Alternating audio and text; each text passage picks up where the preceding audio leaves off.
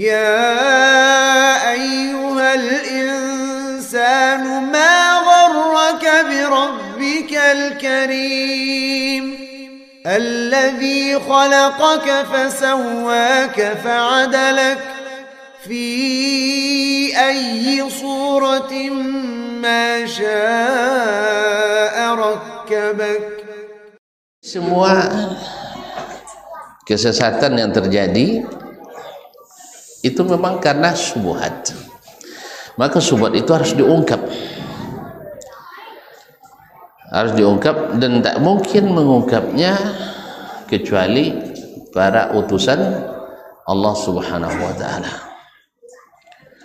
Dan karena di zaman kita tidak ada lagi utusan yang datang, karena sudah dikhatam dengan Nabi besar Muhammad sallallahu alaihi wasallam, maka diperlukan para ulama yang sanggup mengungkap seperti atau dengan apa para nabi atau Nabi Muhammad sallallahu alaihi wasallam mengungkap kesesatan orang-orang yang dihadapi dulu orang Quraisy. Sebab mereka adalah orang-orang yang menyembah Allah, walaupun banyak yang mencoba mengingkari itu, tapi barang seterang itu tidak mungkin diingkari. Di Al-Quran terang, di hadis jelas. Di Al-Quran terang mereka mengakui Allah Subhanahu wa taala, di hadis jelas, dan di sejarah dan sirah nampak bahwa mereka haji sah, mereka berdoa, mereka memuliakan Ka'bah sah. Nah, mereka menghormati bulan-bulan haram, menjaga tanah haram, dan semua itu terbukti. Misalnya di saat Ka'bah runtuh oleh air bah, mereka bersepakat tidak boleh harta haram untuk memperbaikinya. Akhirnya saking sedikitnya harta halal yang bisa disumbangkan, tidak cukup dana untuk membangun Ka'bah, sehingga Hijr Ismail tidak masuk, tidak dibangun oleh orang-orang Quraisy waktu itu. Coba mereka syaratkan tak boleh harta hasil mencuri, tak boleh harta hasil korupsi. Korupsi nggak ada waktu itu. Belum ada istilah korupsi, tidak ada. Maksudnya riba, tak boleh harta riba, tidak boleh hasil judi. Apa dah tak boleh? Karena mereka tahu itu haram. Dari mana mereka tahu? Dari agama. Agama siapa? Nabi Ibrahim alaihissalam. Bukan tak tahu. Dan mereka syaratkan pula tak boleh harta hasil penipuan, tak boleh hasil pendukunan. Masya Allah, padahal mereka rata-rata kepala sukunya dukun. Jadi tahu mereka itu harta haram. Berarti mereka orang beragama,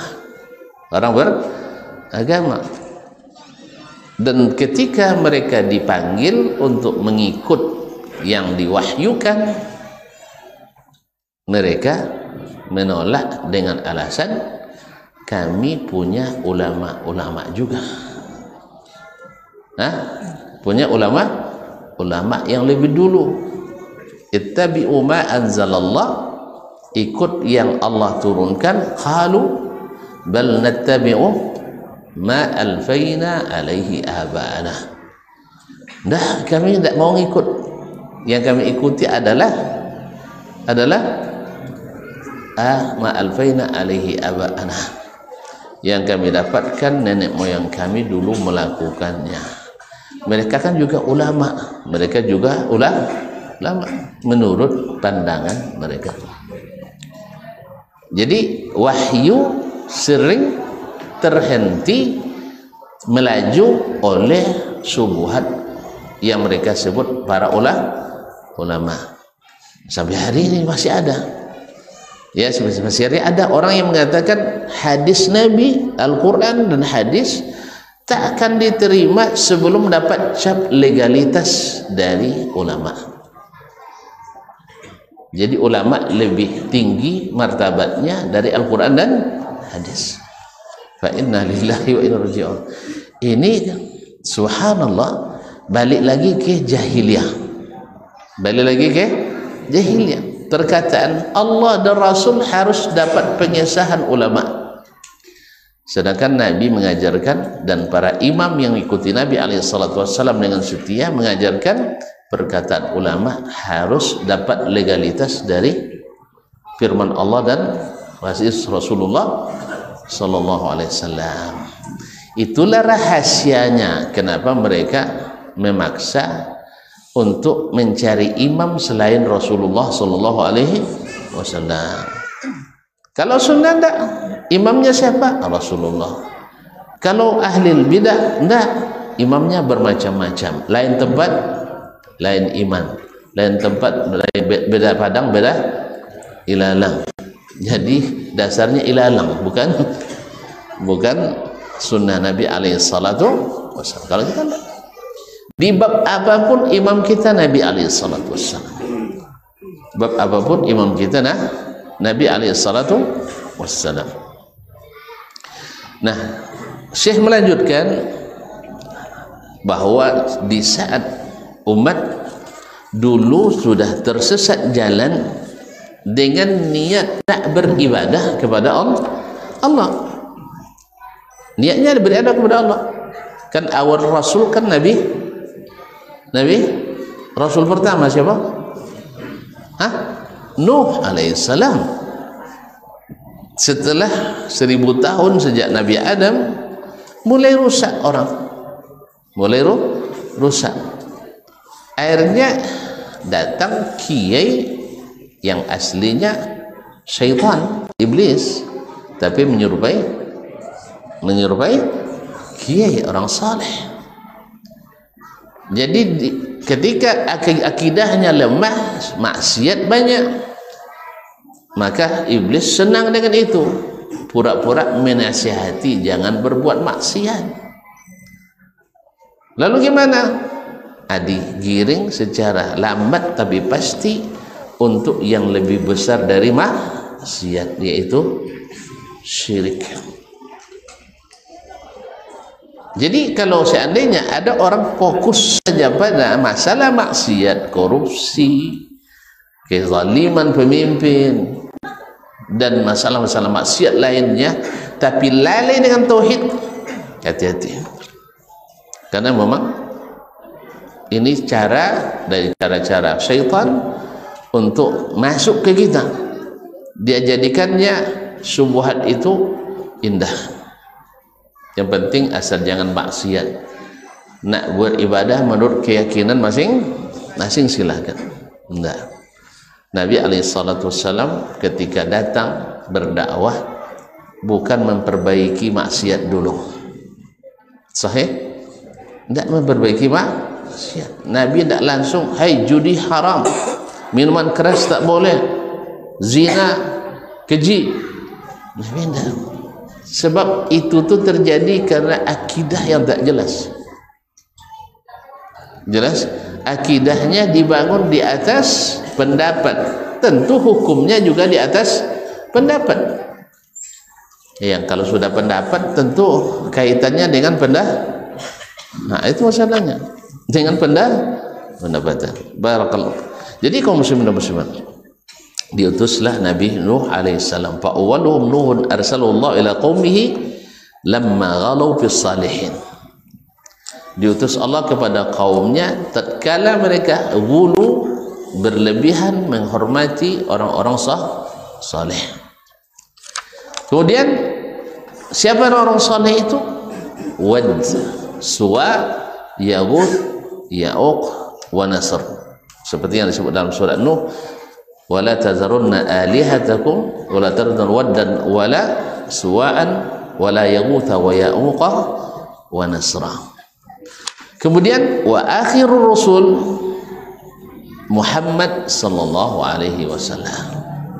Dan rasul terakhir dari rasul-rasul yang diutus untuk membongkar subuhat-subuhat itu adalah Sayyiduna Muhammad sallallahu alaihi wasallam. Jadi Nabi alaihi salatu wasallam dakwanya dimulai dengan menjelaskan masalah yang sangat krusial itu, yang sangat potensial itu masalah tauhid.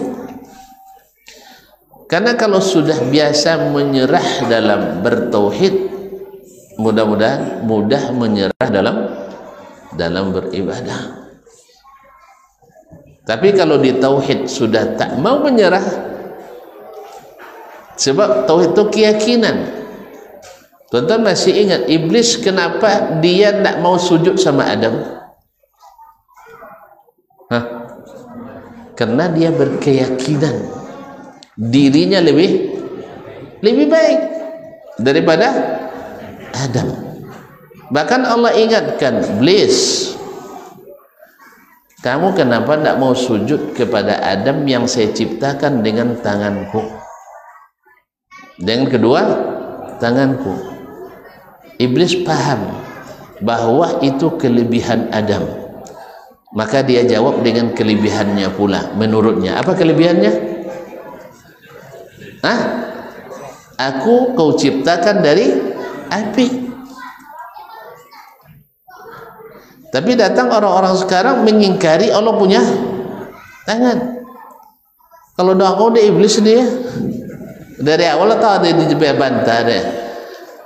Samunya kalau maknanya biyadaya dengan dua kekuatanku, iblis tak perlu sabu ini maksudnya lebih baik gara-gara buat dari api dah. Pasti sabu ini samunya nya. Inya kau ciptakan dengan dua kekuatan, aku engkau ciptakan juga dengan dua kekuatan. Tapi iblis paham bahwa Adam diistimewakan, bahwa tidak semua makhluk diciptakan Allah dengan kedua tangannya. Kebanyakan makhluk diciptakan dengan kun, dengan kalimat kun yang merupakan perkataan Allah yang sifatnya fayakun. Tapi Adam Allah ciptakan dengan kedua tangannya. Dia, makanya dalam hadis sebutkan khalaqallahu Adama ala suratihi. Allah menciptakan Adam sesuai gambarnya, sesuai bentuknya. Ma'asyal kiram dirahmati Allah SWT. Akhirnya Adam, iblis membantah. Dengan apa bantahannya? Dengan keyakinannya saya lebih baik. Tidak mau menyerah sama Allah SWT. Jadi dia tidak membantah, sama-sama dua kekuatannya, sama-sama dua kekuatan. Kalau tentu dia takwil dia iblis waktu itu adalah bantah Allah Ta'ala dengan itu. Kadang-kadang orang kini lah cari Allah pada iblis segala ya, dalam memberikan alasan untuk iblis. Kan ada sebagian mengatakan bahwa iblis itu lebih bertauhid daripada kita. Apa sebab? Tidak mau sujud sama Adam, karena sujud hanya sama Allah saja. Kak tak kadang ada iblis waktu itu lah pakai alasan, kan syirik doa Allah Ta'ala nya kan. Kaum muslimin dan muslimat dirahmati Allah, dia lupa bahwa semua perintah Allah tidak ada yang berdosa. Semua yang Allah perintahkan tidak ada yang haram. Walaupun sujud kepada salah syirik, tapi kalau dia suruh sujud berarti Allah tidak hitung sebagai syirik. Jadi Allah itu kaum muslimin lupa dia. Nah, jadi syubhat iblis ada, dan syubhat inilah yang membuat orang tersesat jalan tadi. Wa akhir rusul Muhammad huwa allazi kasara suwara haula'is salihin. Dialah yang menghancurkan replika-replika berhala-berhala orang-orang saleh yang diangkat di masa Nabi Nuh itu. Siapa tadi? Suwa, Wad, Ya'uq, Yaghuth, dan Nasr. Itu ada di Mekah dulu. Lomo ya sampai tahan dong. Memang syirik lah mau tahan ya. Lama tahan. Allah musta'an. Arsalahu Allahu ila unasin yata'abbaduna wa yahujjun. Allah utus siapa? Sayyiduna Muhammad sallallahu alaihi wasallam ila unasin, kepada manusia-manusia yata'abbadun, yang beribadah. Orang Quraisy beribadah, ada ibadahnya? Ada. Di antaranya adalah salat, tawaf. Tapi tawafnya gimana? Tepuk tangan dan bersiul. Jadi yang penting happy. Yang penting happy. Wa ma kana salatuhum 'indal baiti illa muka'an wa tasdiyah. Salat mereka di Ka'bah itu tak lain hanya tepuk tangan dan bersiul. Mana dapat ini? Mana dapat? Hah? Mana dapat? Dari pikiran. Jadi semuanya hasil pemikiran. Yang penting kan ibadah itu semakin khusyuk, semakin bagus, semakin asyik, semakin enak. Kan ya? Jadi yang dikejar khusyuknya walaupun tidak sah. Kan sudah ada kecenderungan itu kan. Orang berzikir sekarang biar lebih khusyuk pakai apa nomor? Keyboard. Pakai musik instrumental.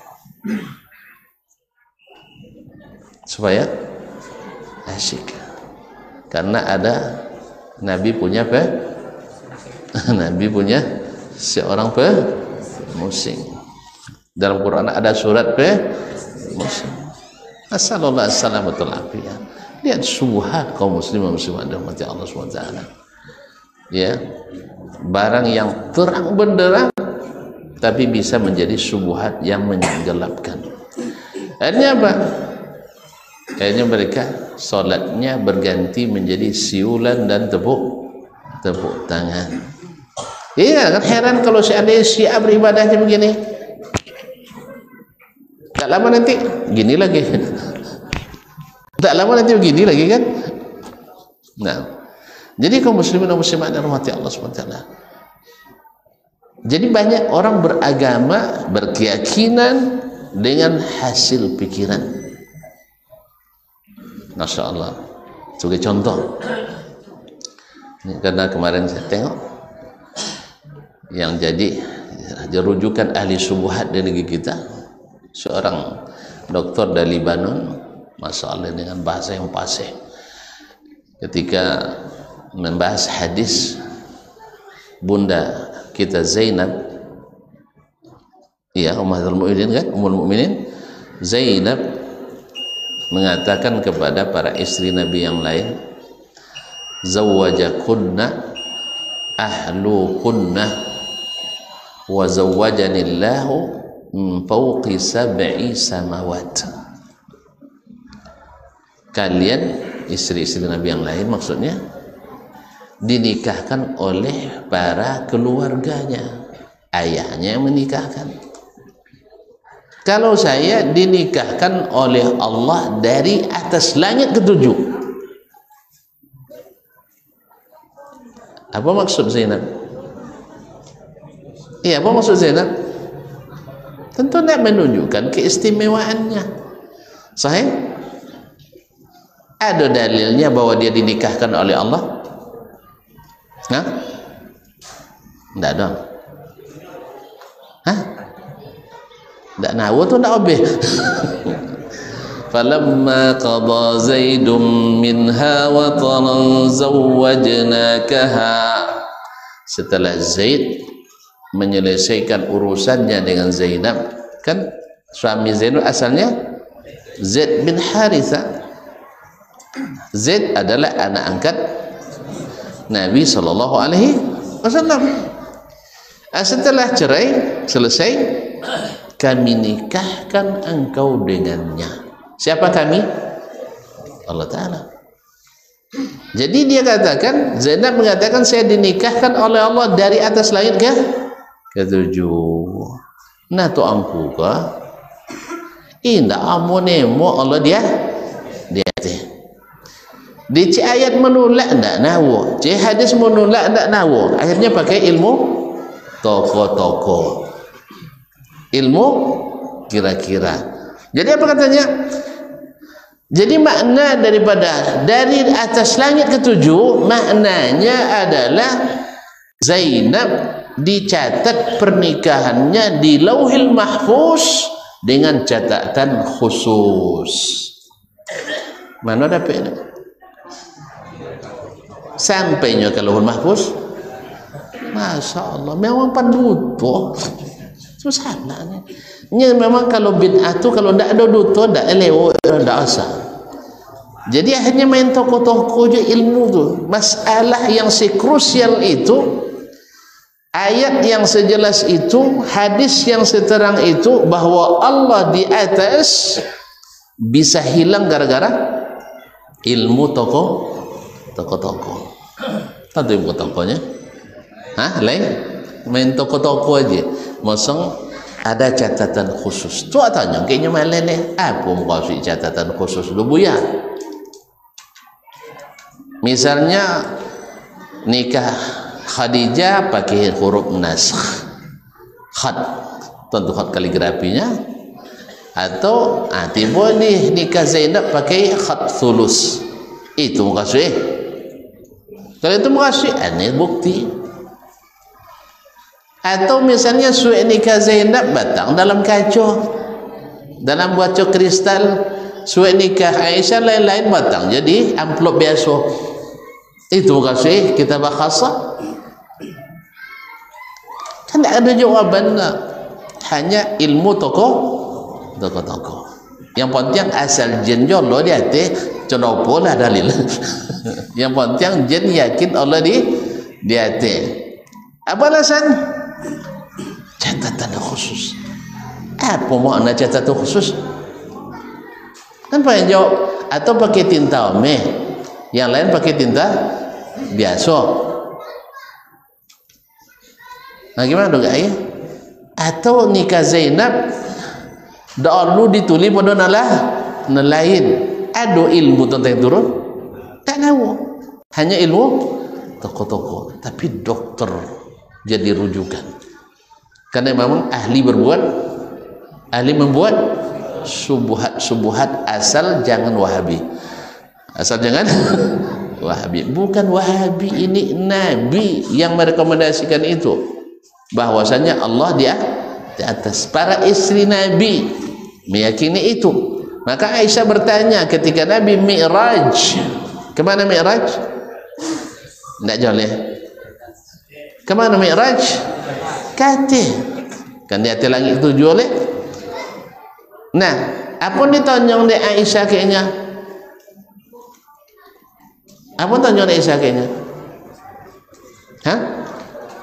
Nanyong conda apa minum di atas? Bapa go. Nah itu tanyong dia dah. Hal ra'aita rabbak? Nampak ada engkau Tuhanmu ya Rasulullah? Berarti Aisyah tahu bahawa Allah di atas. Nya kalau ndak yakin di atas, tak akan tanyong dia mosong. Nampak kan ya? Kalau sampai keyakinan Aisyah ndak tentu di mana Allah Taala dah, kan tanyong dia dah. Pasti dia tanyong dia. Ini tentu alamatnya nya. Kau pindah nantunya ndak? Tanyong dia lain nampak. Maka Nabi jawab, nurun anna ara. Hijabnya cahaya. Tidak mungkin saya melihatnya. Dari Nabi kan oleh Nabi SAW melihat. Aisyah yakin karena Allah mau di atas. Maka tanya dia, lah apa abang kata rumah lain nampaknya kan ya? Kalau tidak tentu kan tanya dia lah kata tidak nampak dah maknanya juga. Jadi Aisyah tahu Allah di atas, maka dia tanya nampak atau tidak. Aku asal jen bakarang-karang cito-citwi. Kan cito-citwi no. Ada sekelas dokter macam itu dia kelas cito-citwi jole baba bu. Catatan khasah. Catatan khusus apa? Catatan khusus lo. Nabinya buat enggak, Al-Qurannya buat tidak, mimpinya bos saja. Dia malaikat pencatat enggak, hanya main toko. Kalau jadi itu jangan sekolah itu tuh. Ilmu toko ini kan dipakai pandai wak kampung saya dulu juga kan ilmu toko waktu di kampung pandai ilmu toko-tokonya. Nah, jadi dituntut kalau memang ini masalah gaib tidak bisa dikarang-karang lah. Tidak bisa dikarang-karang karena jelas perkataan Ummul Mukminin, wa zawwajani Allahu, Allah nikahkan saya min fawqi sab'i samawat, dari atas langit ketujuh. Kan jolly cerita tidak kayak tokonya dah. Nabi guru tu kan Nabi gurunya tidak diingkari dan Nabi akhirnya turun tidak sabut. Zainab kau jangan cerita apa Allah di atas mula batampik tu lah adunya itu tu tak ada cerita nak kini aja jurunya nak cerita Allah musta'an.